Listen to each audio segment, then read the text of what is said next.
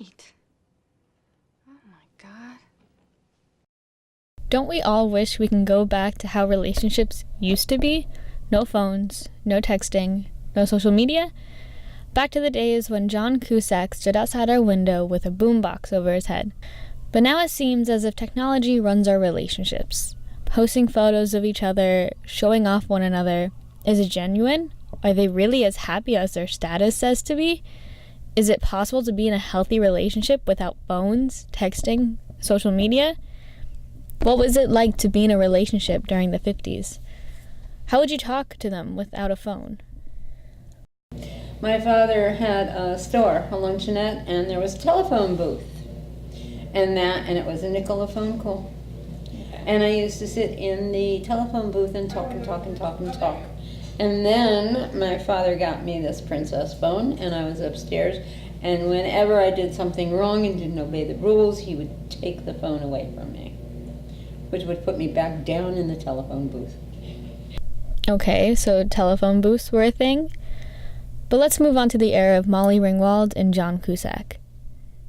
We have been married 25 years. 25. We've known each other for 35 years. I was 17. And I was 16. We met in high school. Yes.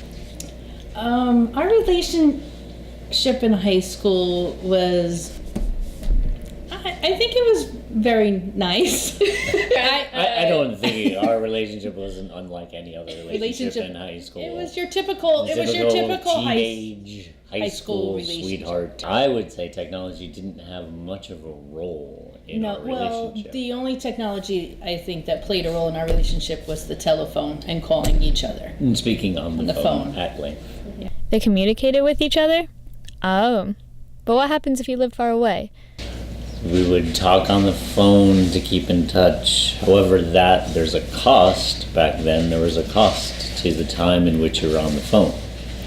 So we would have to limit that time because there was a cost. So the way we would keep in touch would be through pen on paper, letters, through the U.S. mail system, which I think you still have some of those. I do. I still have all the letters, yes. Ah, the old-time snail mail, of course. So let's enter our generation.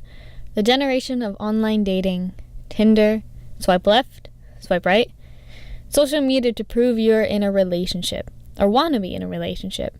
How has technology played a part in our generation? Yes, I have a boyfriend. His name is Brody. We have been dating this time for about 2 years.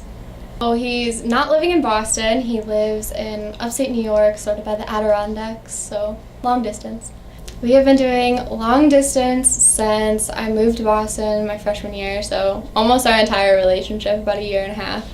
We mostly talk on the phone. We text a little bit throughout the day, but I hate texting, so we mostly either FaceTime or talk on the phone. We FaceTime at least once a day, at least just to say goodnight. He's old-fashioned. He writes me letters, and that's our other form of communication besides using the phone. I like to Snapchat. He's horrible at Snapchatting back, so it never works. But I mean, we post pictures on Instagram and stuff, but really it's mainly just using the phone.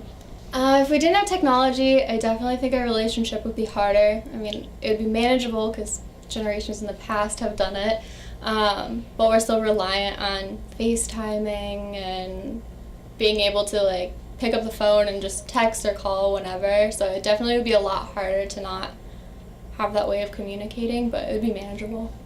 You know, like Facebook and Instagram and all of them, they have like the relationship goals or like cute couple sites and stuff like that where, you know, I'll like tag Brody, my boyfriend, in it and be like, oh my gosh, we should do this. And then it like, I get like genuinely disappointed when that doesn't follow through. I think those websites and like different social media sites, like they set your expectation higher than what it should be because 99% of the time those are like staged pictures and like unrealistic expectations, and I think it can really ruin a relationship or at least cause problems. But, however, it does have its benefits, and technology isn't all bad. Studies have shown 74% of adult internet users say the internet has a positive impact on their marriage or partnership. 20% it's negatively impact, and only 4% say it's both good and bad. 21% of all cell phone owners and internet users in a committed relationship have felt closer to their significant other because of the exchanges they had online or via text messages. And even so, young adults are more likely to report they feel closer to their partner because of technology. And while we continue to laugh at how our generation overuses technology, and we've seemed to forget how to verbally talk to one another, it is in fact we haven't, and we feel closer to people because of our cell phones.